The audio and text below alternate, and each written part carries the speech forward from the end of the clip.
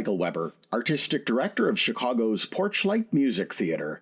Opening on Broadway at the Belasco Theater November 18, 1930, Tonight or Never was a successful comedy with music produced and directed by the legendary impresario David Belasco.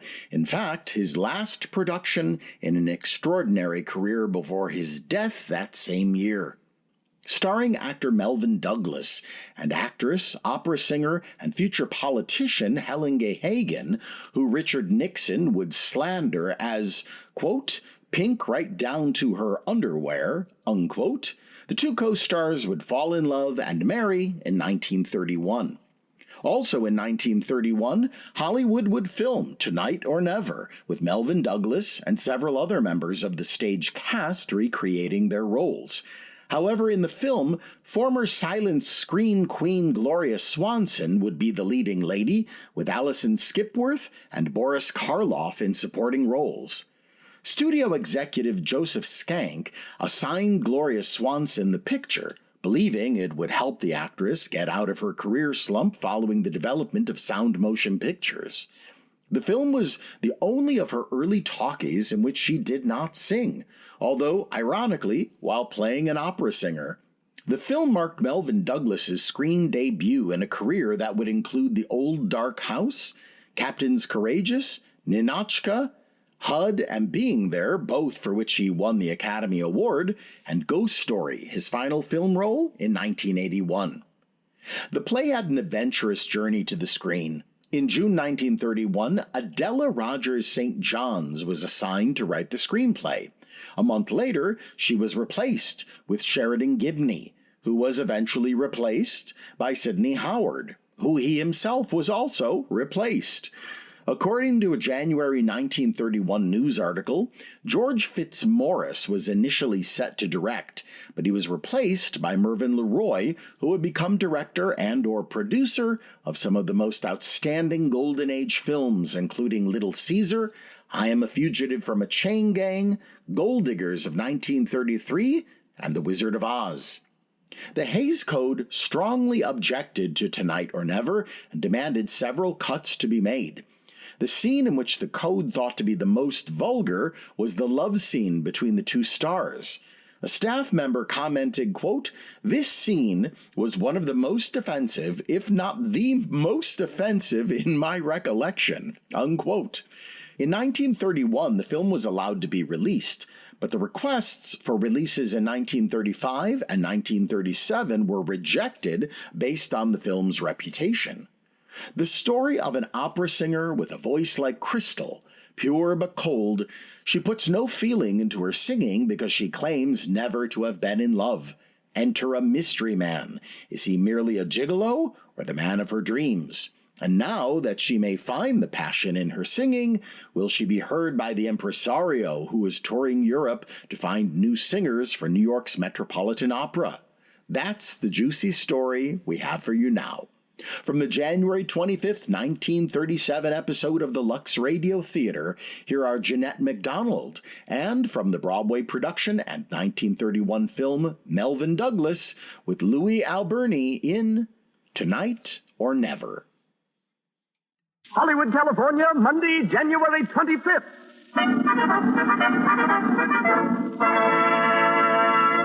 The Lux Radio Theater presents Jeanette Mcdonald and Melvin Douglas in Tonight or Never with Louis Alberni.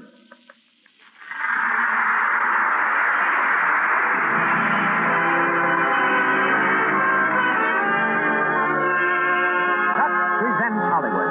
Our stars, Jeanette Mcdonald, Melvin Douglas, and Louis Alberni. Our guests, Mary Garden, world-famous operatic star, and Marcella Knapp, casting director. Our producer, Cecil B. DeMille. Our conductor, Louis Silvers. This program comes to you with the good wishes of the makers of Lux Toilet Soap, on whose behalf I welcome you all to Hollywood and the Lux Radio Theater.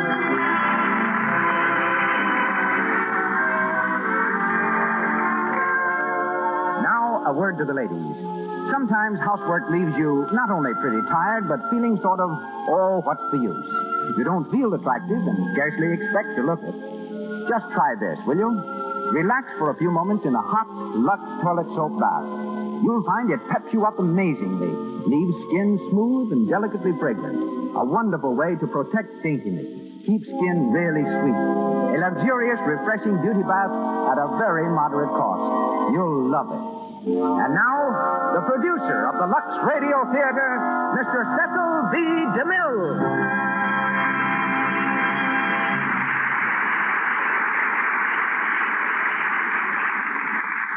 Greetings from Hollywood, ladies and gentlemen. David Belasco's play and Jeanette Mcdonald's first film appeared simultaneously on Broadway. Tonight, the play and the star appear simultaneously on the air as the Lux Radio Theater presents Miss Mcdonald in Tonight or Never. Jeanette comes from Philadelphia, but her voice has nothing in common with the Liberty Bell. She can hold a high C for 55 seconds without cracking. She's further distinguished because she has one of the smallest and daintiest pairs of feet in the film colony. Red hair and blue eyes, likes practical jokes, owns 6 dogs, and once refused to sing with the Metropolitan Opera Company. In the case of Jeanette Mcdonald, this was complete irony. For years, her greatest ambition had been to sing Grand Opera. Then, when the gentleman who ruled the Metropolitan finally invited her to sing La Boheme, she found that her picture contract would not allow it. However, it's not unlikely that we shall hear her at the Metropolitan soon. Meanwhile, she will appear on the screen in Metro Goldwyn Mayer's Maytime, in which she's again starred with Nelson Eddy, and tonight on our stage as Nella Vargo. Melvin Douglas will be the young man who likes to give violence. It was he who created the role in the Belasco production. One-time piano and dry goods salesman, gas meter inspector, and elevator operator, Mr. Douglas has been a dramatic teacher and star of many Broadway successes, several of which he directed himself. He's been highly praised for his performance in Theodora Goes Wild, and his next picture is Metro Goldwyn Mayer's Captain's Courageous. Louis Alberni, whom you've seen many times on the screen in similar roles, will be heard as Rudig, the music teacher.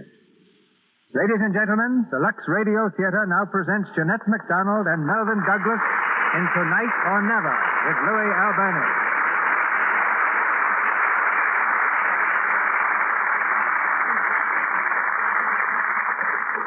The Opera House in Paris.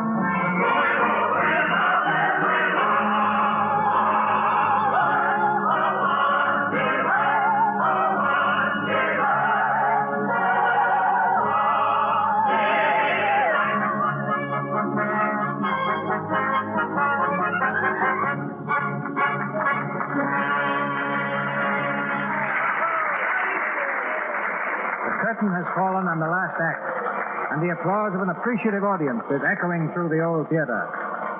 At the stage entrance, a well-dressed young American pushes his way through the crowd of opera-goers.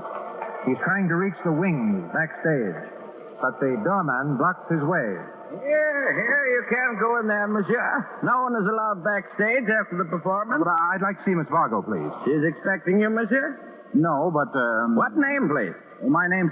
Well, it doesn't make any difference. You see, she doesn't know me. Oh, then you cannot go in. Miss Vargo never sees anyone. Well, she doesn't have to see me. I just want to see her.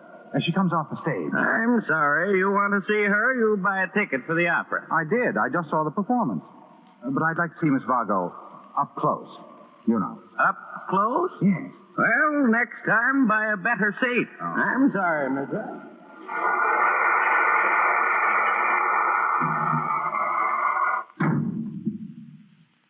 Oh, Madame Vargo, you were wonderful tonight. Was I? Yes, Madame. Take this shawl, please. Yes, Madame. Any flowers, Emma? Dozens of bouquets. A dozen. Is that all? Last time I sang this opera, it was 2 dozen. Oh, well. It doesn't matter. Yes? Good evening. Oh, come in, Rudig. Thank you. Well, how was I? All right. All right. A little weak on the high notes, but fair. Well, if I'm weak on the high notes, why don't you do something about it? You're supposed to be my teacher, aren't you? We will, my dear, we will. We will practice all day tomorrow. You are not singing tomorrow night, no? No. You sing again this week? Tosca, Thursday. You sang very badly in Tosca last week. No life, no tone. Well, I put everything into the performance I could. When I got home, I was so tired I sat for an hour before I could even think about taking off my hat. You mean your diaphragm was tired from breathing? But is your heart ever tired when you finish a performance? No, because there is no heart in it. You haven't got a heart. Why haven't I a heart? I feel everything I sing. You have no feeling in your entire body. Men fall in love with me. You can't deny that. No. But do you fall in love with them? Also no. Have you seen your Albert lately? No, not for a week. Why? Oh, no reason. He's been away. Yes, so I heard. How long have you been engaged now, Nella? 3 years? Oh, does it make any difference? Well, it is a long time, Nella. A very long time. Especially for such a young lady. Oh, Madame. Madame. Yes, Emma. Madame, the young man was here tonight. Yes, again. Again, Madame. The doorman told me that he tried to come back to see you right after the performance. You see, Rudy, there's a young man who really appreciates me. He's been at every one of my performances for the last 2 weeks. Who is he? I don't know. Comes and sits in the third row, second seat off the aisle. That's all I know about him. Thrilling in a way. 3 nights ago, he sent Madame some violets. Violets. Very simple taste he has. I wouldn't expect you to understand, Rudy. The young man is an opera lover. Perhaps violets are all he can afford. Violets and third-row seats in the orchestra.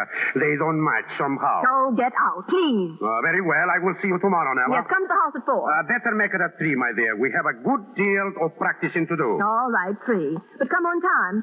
If I have to wait a minute for you, I won't practice at all. You understand? Perfectly, my dear. Arrivederci.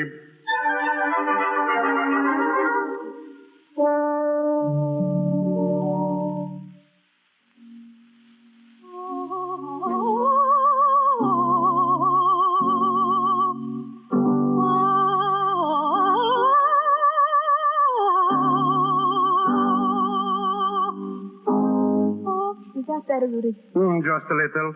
You aren't very enthusiastic. How can I be? After Tosca and last night. Oh, I'm very sorry. You were not very good, Nella. Oh, really? Well, the critics speak of my voice as an organ of the purest... So? Oh, I'm not conceited.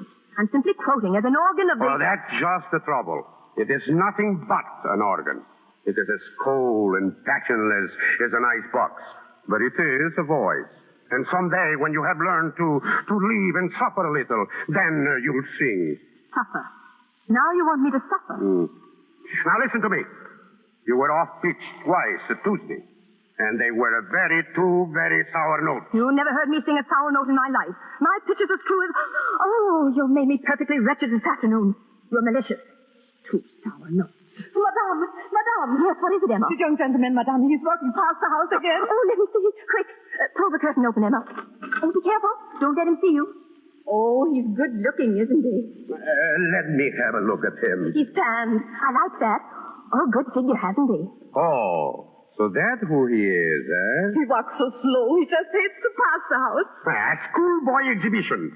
I wonder why he doesn't turn cartwheels to attract your attention. Oh, I think it's delightful. It's romantic. I wonder who he is. I know who he is. You would. Emma, watch from the dining room window. See if he comes back and let me know. Yes, Madame. Rudy, tell me about the young man. All right. But you won't like it.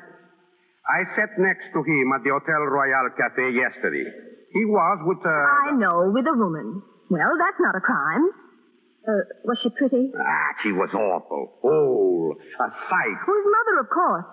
You can't give up your mother because she's old and a sight, can you? Wait until you hear. Do you remember that ancient ruin we saw in Carlsbad last year? Yes, the old castle? No, the old woman. A very notorious one. Once a prima donna. The Marchese. Oh, no. What the devil was her name? The Marchese de Saint-Giovanni? That's the one. Enormously wealthy. Well, what about her? They're engaged. She and your young man. What? Why, she's twice his age. Who told you such a thing? I didn't have to be told. They call each other darling, sweetheart, every other word. I don't believe it. Why, he'd be no better than a gigolo. I said you will like it. Well, I don't believe it. Oh, well... I'm sure you're mistaken, Rudy. But I tell you... No, be quiet. I don't want to hear any more of your nasty scandal. We'll go on with our work. Good.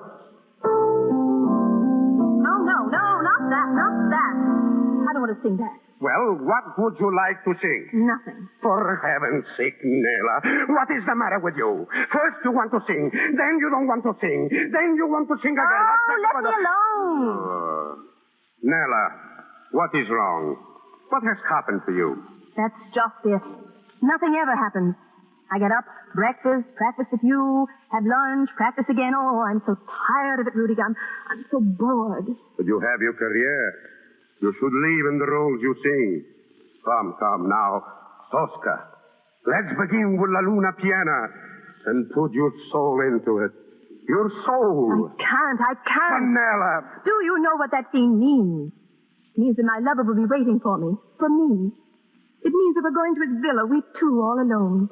The moon's out. The whole night smells of flowers. The sky's starry. We're thrilled to our very souls. Yes. It's an exquisite vision of love. Yes.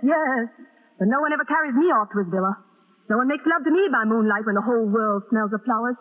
I'm never in love with anybody. I don't know anything about love. How can I sing of it?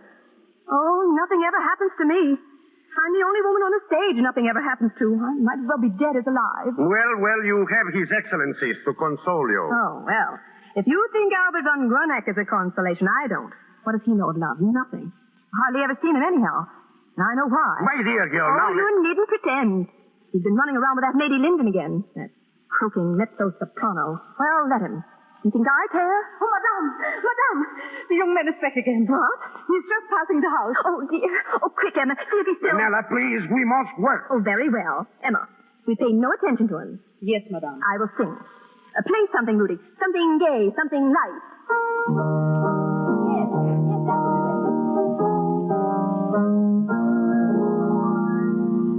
I passed by your window when the morning was red. The dew on the rosebud, the lark overhead. And though I sang softly, though no one could hear, who bid you good morning, my dear.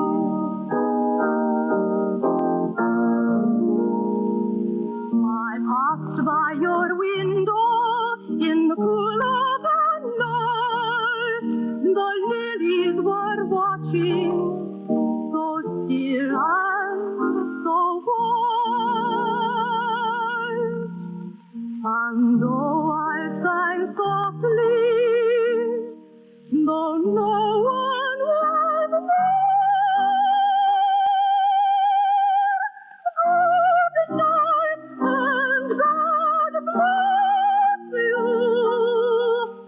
God bless you, my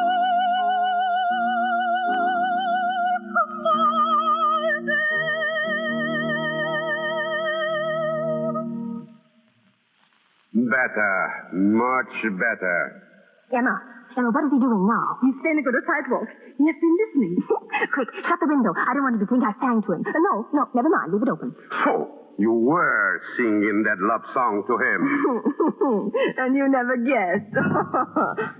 What was that? The vase. It fell off the table. Madame, look, flowers. The young man threw flowers into the window. Oh, let me see. He ought to be more careful of his aim. He'll be breaking everything into place. Violets again. There's something scribbled on the card. Of all the impudence. Listen. The song was exquisite. I hope it was meant for me. Oh, how charming of him. How sweet. Especially coming from a gigolo. Oh, Rudy, get out of here before I scratch out your eyes. No, I was just leaving, my dear. And don't come back. It's all right.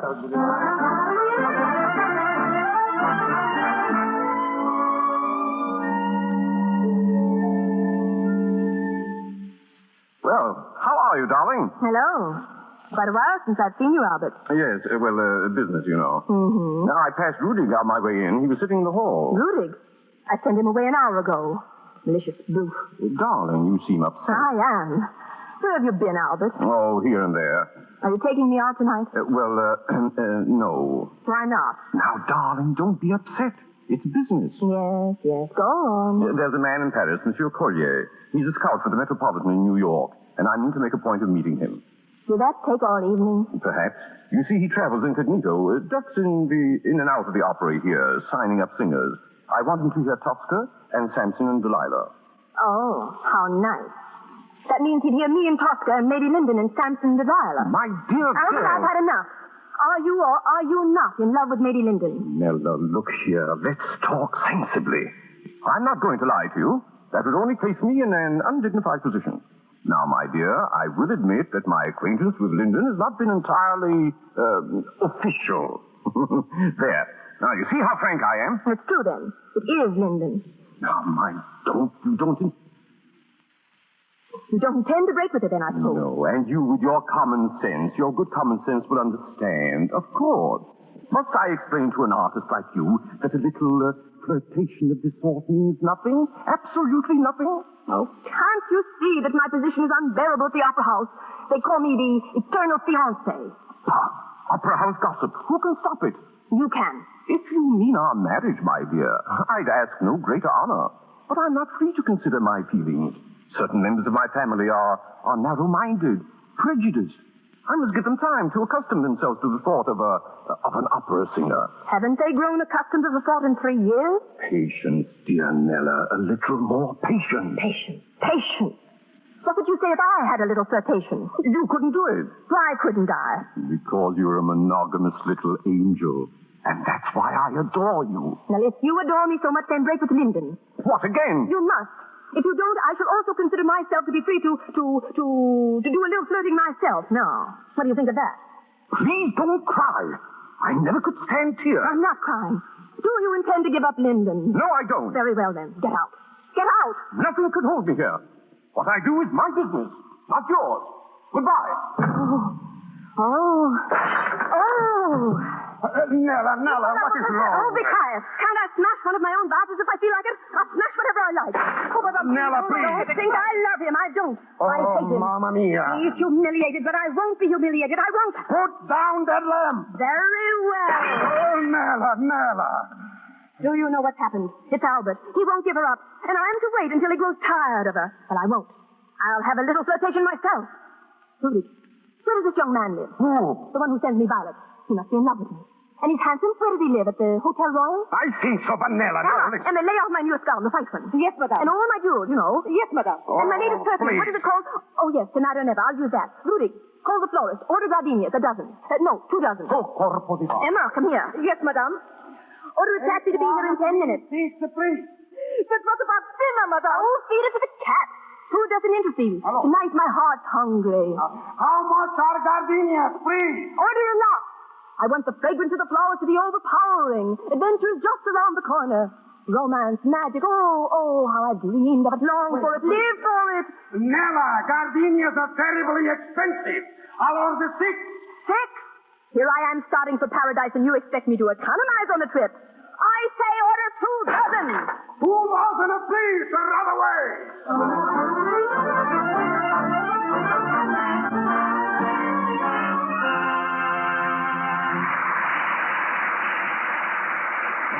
We will go on with Tonight or Never, starring Jeanette Mcdonald and Melvin Douglas. Meanwhile, let's go over to the RKO lot just a few blocks away. In a small darkened room there, we can see some rushes. Scenes from the new movie being run off to see if they're okay. 2 girls are sitting a few rows from the back. Let's listen. There I am. That's me on the black bicycle. How can you tell? I can't even see you. You see me all right. Wait till the close-up. Oh, there you are. There you look swell. Doesn't the close-up make your face look big? Gee, it's lucky your skin is so nice. If you had any blemishes, they'd look a mile wide. Yes, even tiny blemishes would show up big in movie close-ups. No wonder screen stars guard so carefully against cosmetic skin. Dullness, tiny blemishes, enlarging pores. No girl wants to risk them. Use rouge and powder all you like. But to remove them thoroughly so they won't choke your pores, use Lux toilet soap. This is the soap with active lather. The soap that 9 out of 10 screen stars use to keep skin lovely. It's popular in Hollywood with thousands of girls everywhere because it brings results. Be sure you use it. And once again, Mr. DeMille. Tonight or Never, starring Jeanette Mcdonald and Melvin Douglas, with Louis Alberni.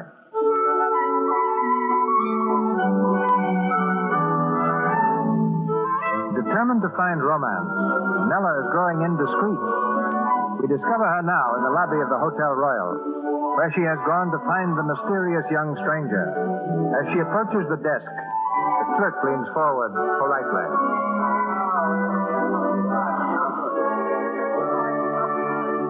Is there something I can do, madame?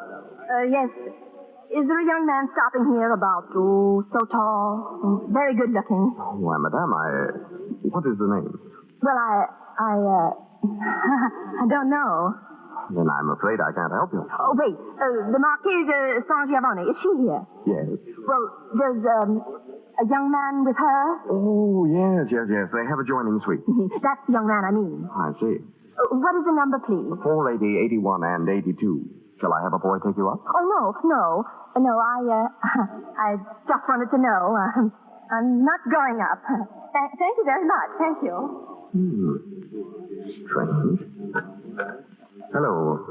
Connect me with suite 480, please. Yes, suite 480.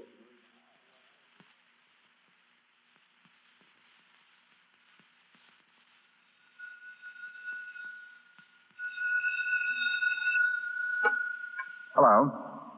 Yes? Yes? Who? Are you sure it is? Oh, I see. Yes, thank you. Who was that? The clerk. He says a young lady just asked about me. Oh, a young lady. Am I to be jealous? No, not a bit, Aunt Maria. Please, darling, I asked you not to call me aunt. Sorry, sweetheart. I'm the Marquesa, that's all. What would people think if they knew I had a nephew as old as you? What do they think now? I don't care. Whatever they think would be flattering to an old lady like me. Oh, you aren't old, darling. No. Just experience. Who was the young lady, anyway? Yeah, that's the funny part of it. It was Nella Vargo. Nella Vargo. The one you've been bombarding with violets? Mm-hmm. So she looked you up. Shows she's appreciated anyhow. Oh, now I know why you didn't want to go to the opera tonight. She's not singing. Well, there's nobody else worth listening to in this opera house. Well, I don't agree with you. If she were a real artist, she'd sing with more than her voice. She'd sing with her heart and her soul and her body. She leaves me absolutely unmoved. Yes, still, if she'd only wake up. If something or someone would wake her up. Shake her. And you'd like to be the alarm clock, wouldn't you? Well, it would be a marvelous experience. I wonder why she's come here. Good heavens. You don't suppose she'll come upstairs? Well, I don't know. The clerk said she asked what room I was in. Well, then I think I'd better go. Oh, don't be silly, Aunt Maria. Sit down. Oh, no. I'm not going to spoil your chances. What would she think if she saw me here? That I was a gigolo, probably. Exactly. Good night, dear. Good night, Aunt. I mean, Marquesa. That's it.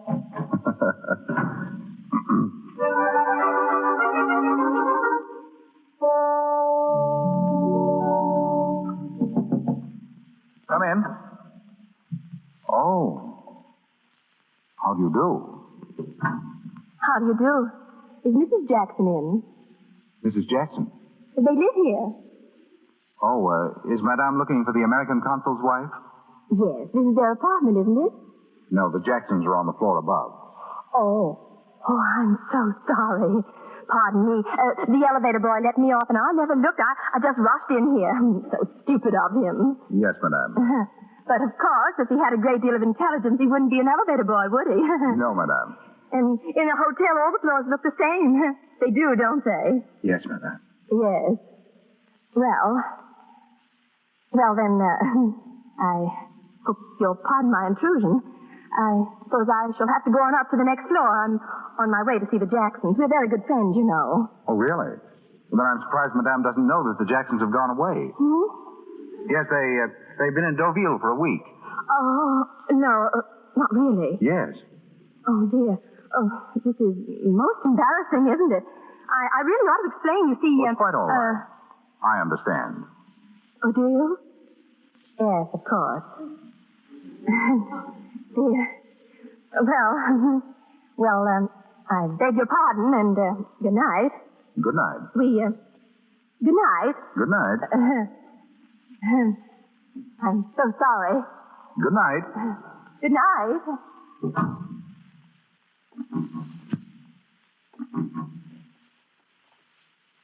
Hello? Oh, hello. I'm back again. Yes. Yes, so I see. It's raining terribly. Raining where? Out in the hall? Oh, no. I could see the window at the end of the corridor. It's simply pouring. Oh. Well, in that case, perhaps you'd better wait. Thank you. Shall I close the door? If you like. Oh, I never thought. Are you sure I won't disturb someone? Oh, yes, quite sure. You're here alone, I suppose.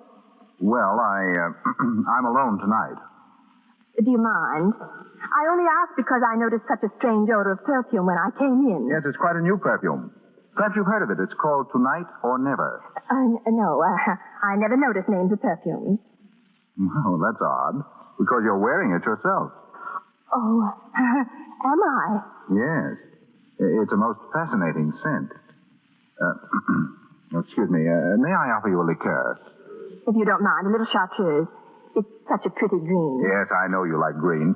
You wore a delightful green gown at the Casals concert in Berlin. It was charming. I didn't care so much for the black velvet gown you had on at the Chalyapin recital. It's too matronly for you. The pink dress at the Second Symphony concert suited you much better. Oh, but I thought that was the loveliest dress I'd ever seen you in. Until tonight. You must be very musical to know all my dresses. Well, I have certain reasons for avoiding society, so music is my only diversion. Do you only know my dresses, or, of course you know who's in them? Of course. Oh, why didn't you tell me you knew who I was? I was waiting for you to admit it. Of course. But I don't know your name. Well, my friends call me Jim. Jim? A charming name.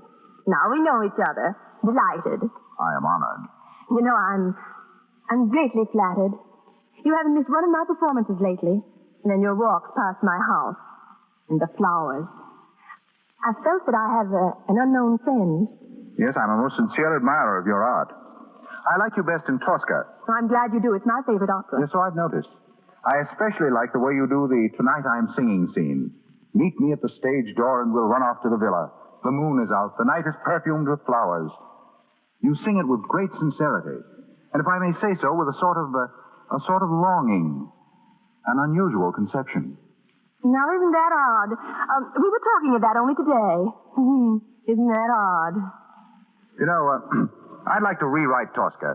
Kick out that whining painter, Cavaradossi, and make brutal Scarpia happy. Oh, you like the brutal Scarpia best, too. Of course, he was a man. Yes. How many times in that second act I thought, what if I sank into Scarpia's arms instead of killing him? But I couldn't very well do that, being engaged to the other man, could I? Well, why not? Why couldn't you? Well, because my allegiance is to the man I'm engaged to. Oh, I see. Well, why did you come to see me? It was an accident. Liar. What?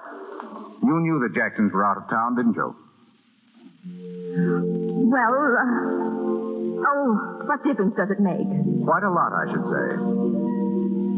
Listen. Do you hear what they're playing? Oh, yes. Yes, it's one of my encore numbers. I've heard you sing that song in Berlin, in Brussels, and Milan. The audience loved you. I wish you'd sing it now. For me, Nella. For you? Will you? Well, Please. I have gathered my heart as a rose from the midsummer garden, and my love at the heart of it blows, and its breath is a prayer for your pardon. Love, hear me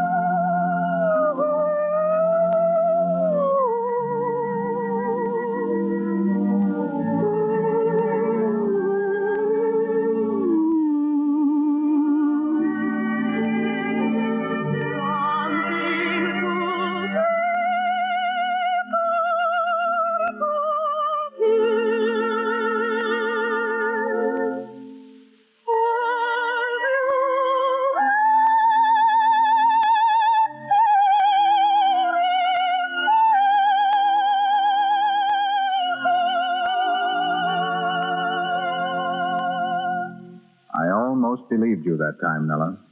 Almost? You were singing from your heart for the first time in your life. How could you know that? Was it because I asked you to sing? You flatter yourself. Then why did you come to me tonight? There must be some reason. Oh, when I look into those lovely eyes of yours, I know there is. You know very well that I've been going where I could see you. Concerts, the opera, your street. You knew I was in love with you, didn't you? Oh, love. There isn't such a thing. You're a man. Only you. I couldn't wait to get into my seat at the opera. I couldn't bear to leave it. When you came tonight, I hoped for a moment that perhaps you had caught something from me, that you had felt the spark. A good many other men can't take their eyes off me in their seats at the opera. It doesn't mean anything. Oh, they don't count. You're a public favorite. It's their vanity, not love. Women come after me in droves, but I don't flatter myself it's because they come after you in droves. Yes, women come after me in droves. Women come after you in droves. Yes, they do, and if you let me tell you why... Well, I think you're shameless. Absolutely brazen. Oh, just a minute, I'll tell you. Oh, no. I'll put my fingers in my ears if you tell me any more. What? Don't now, don't. Tell me about yourself, not other women. Tell me... While I was wondering how to meet you, you came in tonight and spoiled it all. Oh, I'm sorry, I meant our first meeting to be wonderful. A wonderful, a breathless moment. You turned my romance into a common intrigue. You spoiled the longing for something I'd never found before. And now I'll never find again. Oh, Nella, why? Why did you come here? Because I was lonely and something happened today. And I made up my mind that I wanted to live, really live. I wanted to meet someone who... So I thought of you. Oh. So you came for no better reason than curiosity. But that's not true. That's not true.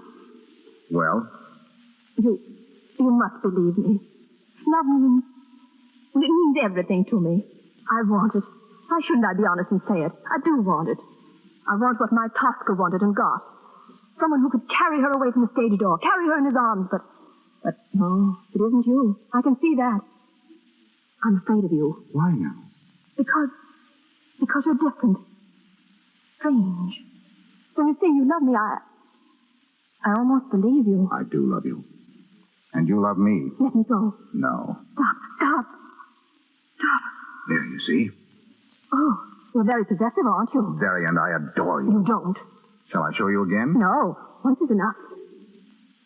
You hate me? I don't know. You love me? I don't know. All right. I'll give you 2 minutes to decide. What?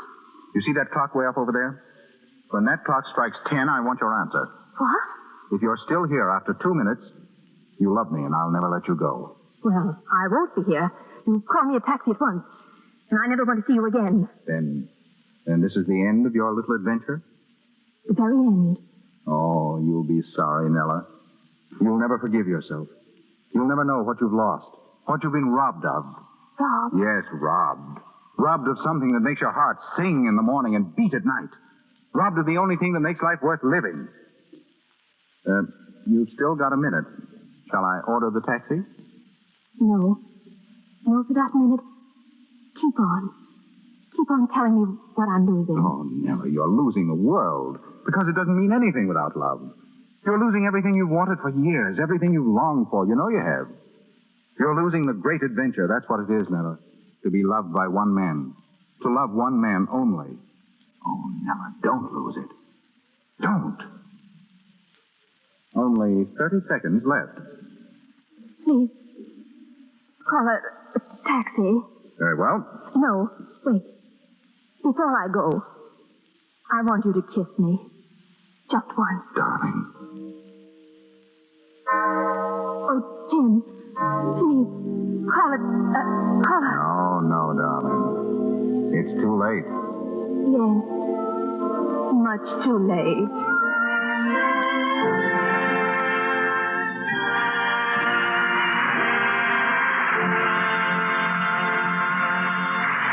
We pause for station identification. This is the Columbia Broadcasting System.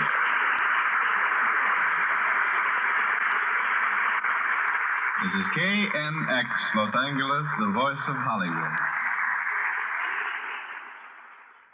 Hi, this is Porch Light's marketing associate, Justin Coker. Thank you for listening to WPMT. If you value programming like this, please consider making a donation today at porchlightmusictheater.org. We appreciate your consideration and hope you enjoy the show. Tonight or Never, starring Jeanette Mcdonald and Melvin Douglas, with Louis Alberni, continues shortly from the Lux Radio Theater. The Grand Opera of our time has known no personality more glamorous, no voice more thrilling than that of Mary Garden. Born in Scotland, she was the first Briton to sing at the Opera Comique in Paris, the first, at the composer's request, to create the role of Melisande in Debussy's Pelléas and Melisande. And when she became manager of the Chicago Opera Company in 1921, she was the first woman ever to occupy such a position. From New York's Metropolitan to auditoriums the world over, her performances have always decked the words Grand Opera in new glory. A month ago, Miss Garden came to Hollywood and is now engaged in discovering new singing personalities for Metro-Goldwyn-Mayer Studios. Ladies and gentlemen, one of the world's great women, Mary Garden.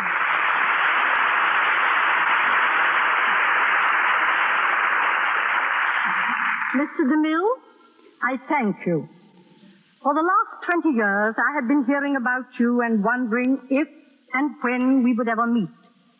My gratitude is yours for your titanic motion pictures, for this remarkable radio program, and for your most excellent diction. When students ask me the correct pronunciation of English words, I tell them to listen to you on the Lux Radio Theater. Dear me, now I'll probably start stuttering. Well, then you take it easy, Mr. DeMille, and let me tell you what I think of Hollywood. Right here lies the future of grand opera. You cannot put opera, as I sang it, on the screen. But you can take the fundamentals of opera, surround them in new forms, and create a magnificent spectacle of sight and sound that will astound the musical world. I predict this will come, well, within 3 years. If motion pictures borrow fundamentals from Grand Opera, Miss Garden, what can they give in return? Oh, glamour, Mr. DeMille, glamour. The opera needs the loveliness of Hollywood's youth.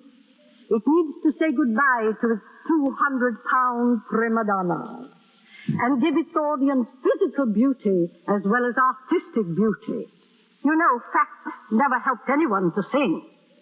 When I made my debut in 1900, I weighed 98 pounds. And today, I weigh 121. Therefore, I've gained 3 pounds in 30 years. Now, that's not bad, is it? No, I'd call it perfect. And I don't let my complexion grow old either. That Lux soap of yours is really wonderful. It keeps one's skin as vigorously fresh as a spring morning. But we were talking about opera, weren't we? Sooner or later, the Metropolitan Opera Company in New York will more than likely unite with Chicago, New Orleans, and Hollywood and make a great musical bridge over the United States. Motion pictures will help opera, and opera in turn is bound to help music on the screen. The future of grand opera rests with America, because I think Americans, more than any other people, possess the 3 rules of greatness: imagination, glamour, and brains. And that's what I'm looking for. And now, Mr. DeMille, good night, and good luck to you always. Good night, Miss Garden. Good night.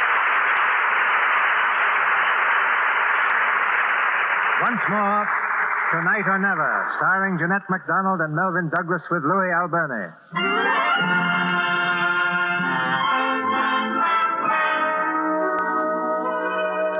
2 days have passed. On the evening after her meeting with Jim, Nella sang Tosca with magnificent success. The critics were unanimous in their praise, and her name is on everyone's lips. Tonight, she's to sing La Traviata. And Rudy has come to the house to give her some last-minute coaching. Like last night. That's all I ask you, Nella. Sing tonight as you did last night, and all Paris will be at your feet. Was I really so good, Rudy? Good, you were magnificent.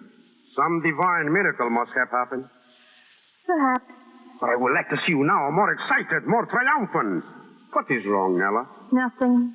Listen, I have some news that will cheer you up. Who do you suppose was in the theater last night? Collier. Collier? Yes, the man from the Metropolitan in New York. Oh, yes, I know. I had a message from him. A message? What was it? A note. Here. Let me see. Your Tosca was magnificent, but tomorrow is the real test. Then he will be in again this evening, huh? Yes. Tomorrow is the real test. Do you know what that means? If he likes you, you will go to America to sing at the Metropolitan. Oh, it is magnificent. I suppose so. What is the matter with you, Nella? You don't seem a bit enthusiastic. Oh, yes, I am. Oh, but you take it so casually. It was always the one wish of your heart, to sing at the Metropolitan. And now you are sad. It's because I'm thinking of something more important. More important? What could be more important than it? Rudy, I think I'm in love. In love? And you are not happy? Oh, I'm miserable. So, alas, you have learned to suffer. That is the miracle. Who is the man? You don't know him. The gigolo. Rudy. The young man you went to see 2 nights ago, eh? That's who it is. You are in love with him. How did it happen? I don't know. I can't imagine. You have been seeing him? No, not since that night. You are going to see him? Never. Ah, good thing. What is his name? I forgot to ask. Oh, it's Jim. Jim. Oh, it's a beautiful name, isn't it? Jim the Gigolo. Yes, beautiful. Oh, stop it. Please. Oh, you can't help falling in love, Rudy. It just happens. He could be a thief, a murderer, anything. It would still be the same. I just can't help it. But you must think of your career. America. I am thinking of it. And you will never see this man again? Oh, no, I couldn't. Oh, good. It's almost time to leave, madame. Yes, I know. Come, my dear, forget everything for a while. And remember only that you must sing. Yes, Violetta, the girl who wanted love. My cloak, Emma, please. Yes. All the places, everyone. My door, the house is dark. Very wet.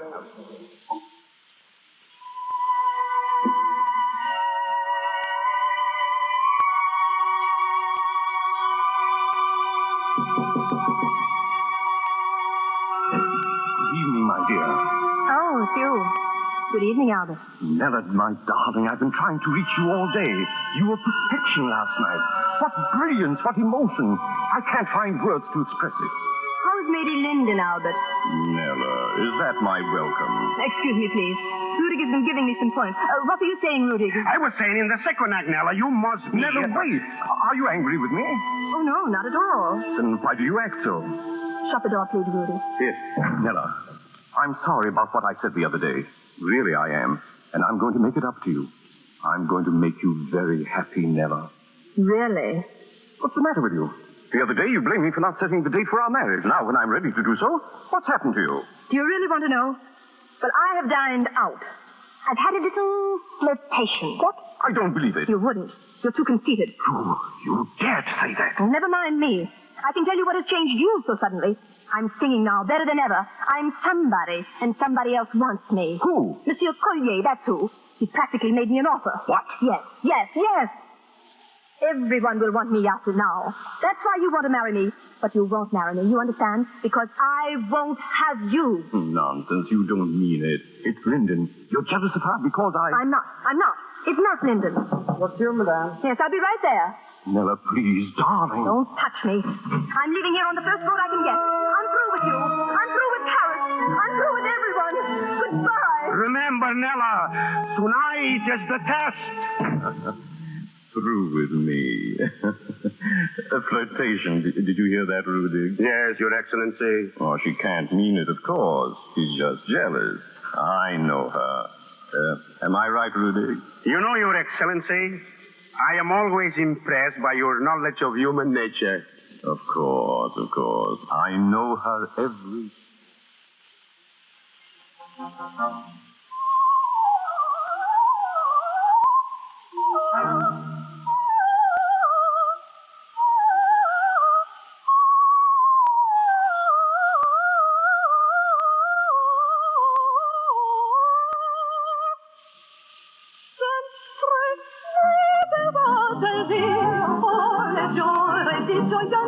voglio, che caro vivermi un pezzo chiaro se piace, non sei giorno muoia, per cui vedo le ritrò.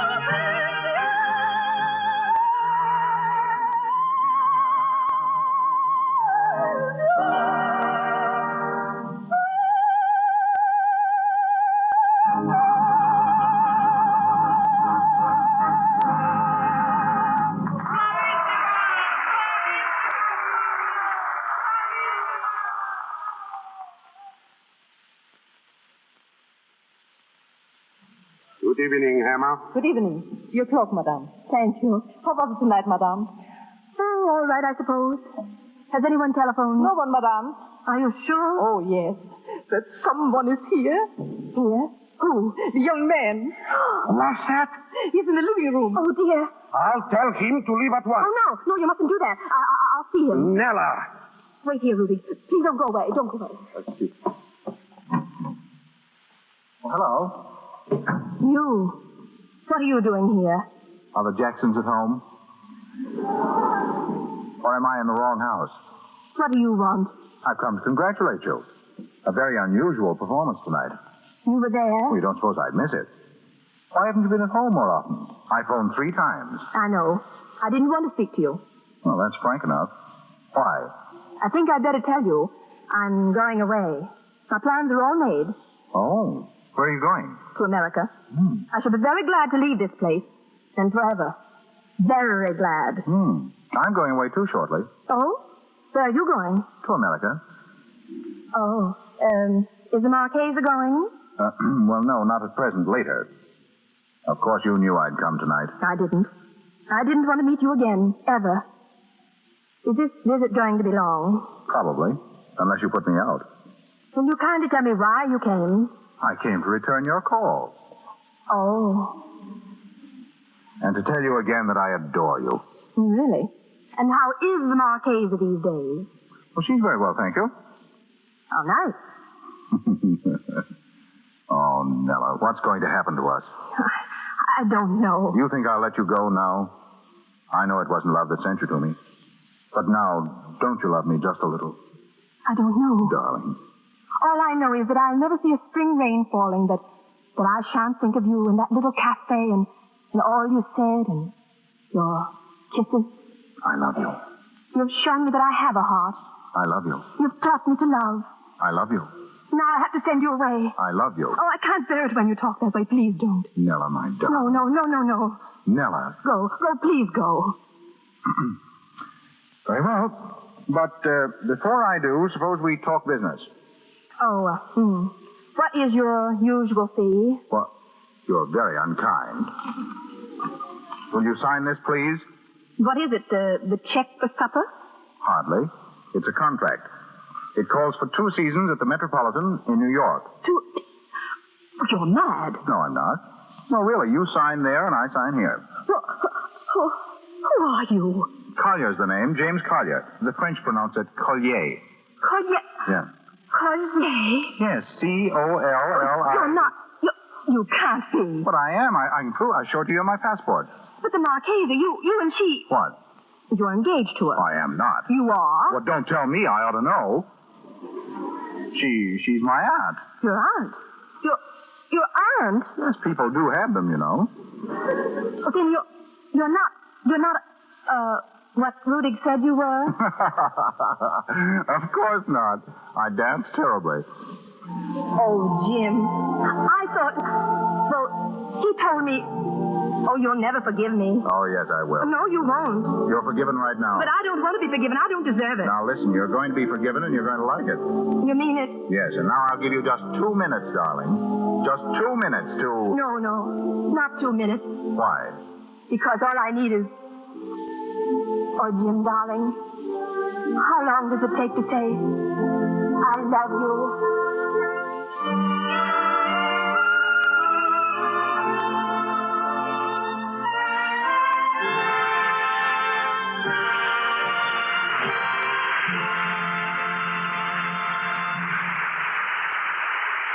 We ring down the curtain on Tonight or Never, with promise of a word from Jeanette Mcdonald a little later. As thousands of girls do every year, Marcella Knapp came to Hollywood 10 years ago to become an actress. And like thousands of girls, she found it almost impossible.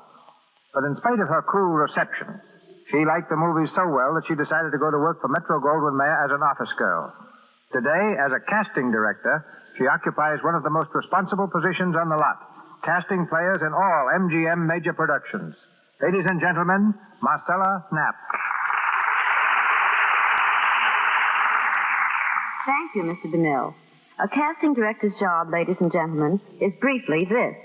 We first read the story and then make a breakdown or analysis of every character. We then suggest to the producer and director as many names as are available for each part. Once they okay them, screen tests are made, and from these tests, the qualifying players are cast. For each part, there are usually from 10 to 15 excellent actors available. So you see, it's often just as difficult to determine whom we don't want as whom we do want. We comb the country constantly for new talent, but the big mistake that so many young people make is to come to Hollywood without experience, without having been seen by a scout, and try to get into pictures. Well, that brings us to the work of the Central Casting Corporation. I'm sure the figures you must have, Miss Knapp, will startle our listeners.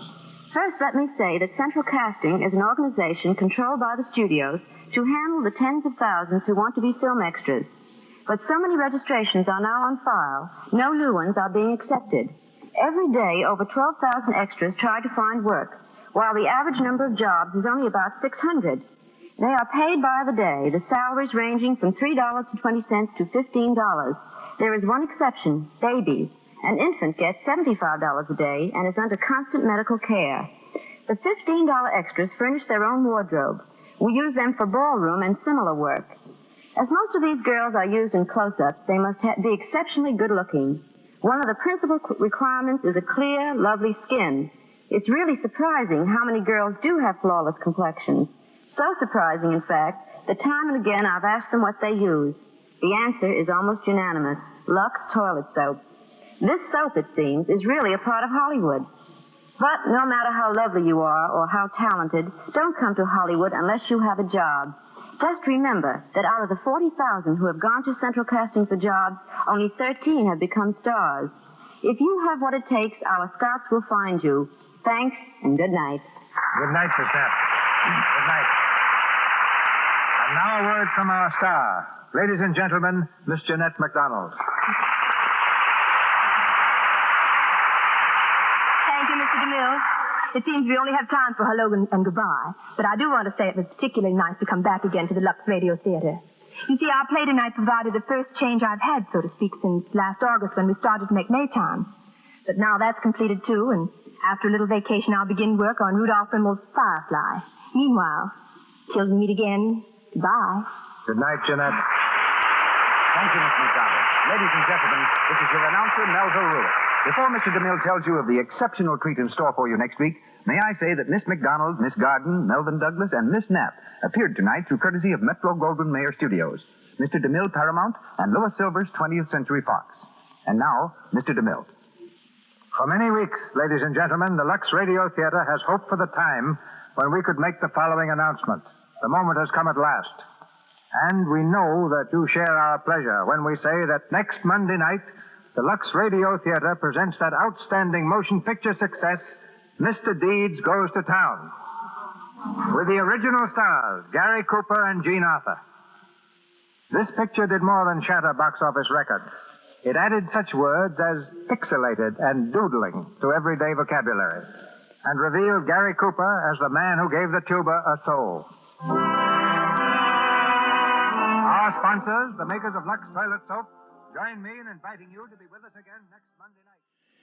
Jeanette Mcdonald's extensive radio career may have begun on a 1929 radio broadcast of the Public's Hour. She hosted her own radio show, Vic's Open House, from September 1937 to March 1938, for which she received $5,000 a week, which would be the equivalent of over $94,000 a week today. However, the time demands of doing a weekly live radio show while filming, touring in concerts, and making records proved enormously difficult, and after fainting on air during one show, she decided not to renew her radio contract with Vic's at the end of the 26-week season. Thereafter, she stuck to radio guest appearances like the one you heard today. Like many Hollywood stars of the period who lived to tell the tale, Melvin Douglas remembered his earliest film years with some bitterness. He said, quote, "I got fed up before the end of 1932. I became a kind of standard brand, sophisticated, tongue-in-cheek drawing room type. I had done a lot of theater before, and I'd thrived on variety. This was very limited," unquote. Douglas split time between Hollywood and Broadway for a few years after World War II, but eventually wound up avoiding the film studios for nearly 12 years in favor of the stage. His status rose to a new level in the late 1950s when he took over for actor Paul Muni in the starring role in Broadway's Inherit the Wind. That was soon followed by his biggest hit on the stage, The Best Man, for which he won his Tony Award in 1960. In 1972, Douglas said, quote, "An actor has much more freedom today than he did when I was under long-term chattel contract to his studio. You were completely at their mercy and had no choice over what you did. That doesn't exist anymore, and I think that's to the good," unquote. Actor Louis Alberni was performing in Bordeaux when American humorist Wilson Meisner and playwright Paul Armstrong invited him to come to the United States, offering their help. In April 1912, he sailed to New York City. His first motion picture performance was in the 1915 Jewish drama Children of the Ghetto. On the stage, he appeared in more than a dozen Broadway plays between 1915 and 1928, including 39 East, Dreams for Sale, and the original production of What Price Glory in 1924. In the sound film era, he had notable roles in The Count of Monte Cristo in 1934, Easy Living in 1937, and A Bell for Adano in 1945.